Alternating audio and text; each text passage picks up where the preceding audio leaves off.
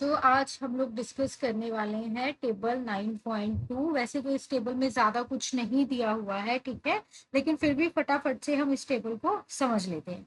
जैसे यहाँ पे sodium, potassium, calcium, magnesium, water और कुछ अदर कंपाउंड्स की बात की हुई है। तो पहले हम ये अदर कंपाउंड से शुरू कर लेते हैं। सबसे पहले हमारे पास सोडियम क्लोराइड है। आप सभी जानते हैं it is a common salt, it maintain osmotic pressure, it maintain water balance और ये नर्व कंडक्शन में भी हेल्प करता है, ठीक है।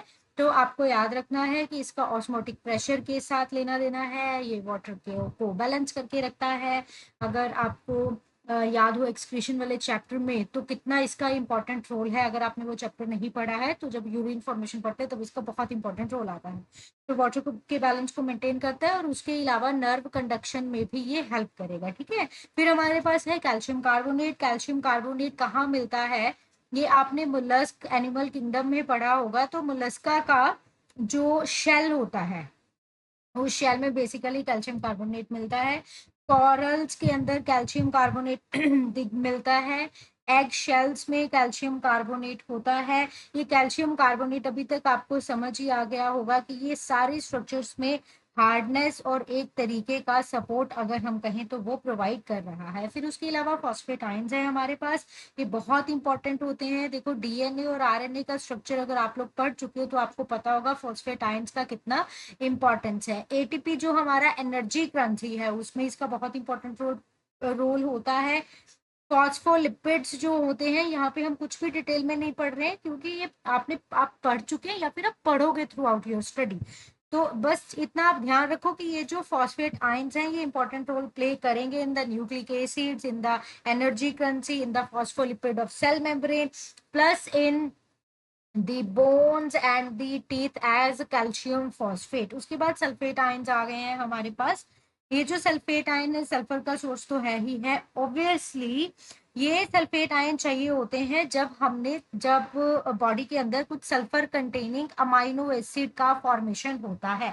जैसे सिस्टीन एक इंपॉर्टेंट अमाइनो एसिड है बायोमोलिक्यूल्स वाले चैप्टर के अंदर, आई मीन इसी चैप्टर के अंदर ऑब्वियसली। तो सिस्टीन बहुत ही इंपॉर्टेंट अमीनो एसिड है। इसके अलावा मिथ्योनिन में भी इसका रोल होता है। तो हम कह सकते हैं कि ये प्रोटीन सिंथेसिस में यूज इसका जो है वो हमें देखने को मिलता है, ठीक है। तो थोड़ा थोड़ा इनके बारे में हम पढ़ लेते हैं। तो यहाँ पे देखो सबसे पहले तो वैसे तो मुझे नहीं लगता बताने की जरूरत है बट मैं बता देती हूँ ये जो साइंस है वो क्या बता रहे हैं।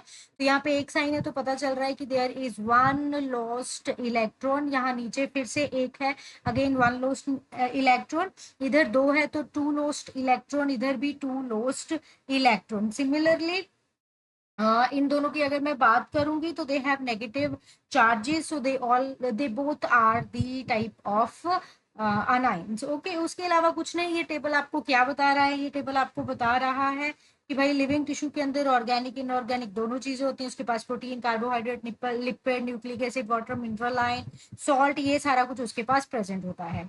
जो यहाँ पे मैं वन बाय वन आपको इन सब का इंपॉर्टेंस भी थोड़ा थोड़ा बता देती हूँ। जो यहाँ पे सोडियम दिया हुआ है, आपको पता है कि सोडियम क्या है, नर्व इम्पल्स कंडक्शन में इंपॉर्टेंट रोल प्ले करता है। और सोडियम पोटाशियम पंप में भी आपको पता है कि किस तरीके से सोडियम जो है वो सेल के बाहर जाता है। अगर मैं यहाँ पे पोटाशियम की बात करूँ तो ये सेल के इनसाइड आ रहा है, उसी पंप में हम पढ़ रहे होते हैं। कैल्शियम का तो बहुत इंपॉर्टेंट रोल है जो आप बॉडी फ्लूइड वाले चैप्टर में पढ़ोगे, जो क्या है that is of the blood clotting, वो इंपॉर्टेंट है। इसके अलावा मसल कॉन्ट्रैक्शन में भी, ठीक है, लोकोमोशन वाले चैप्टर में आपने पढ़ना है, मसल कॉन्ट्रैक्शन में भी इसका बहुत बहुत इंपॉर्टेंट रोल है। Water you all know. अच्छा, मैग्नीशियम रह गया है। मैग्नीशियम ये क्लोरोफिल में प्रेजेंट है, स्ट्रक्चरल कंपोजिशन में बहुत इंपॉर्टेंट रोल प्ले करता है।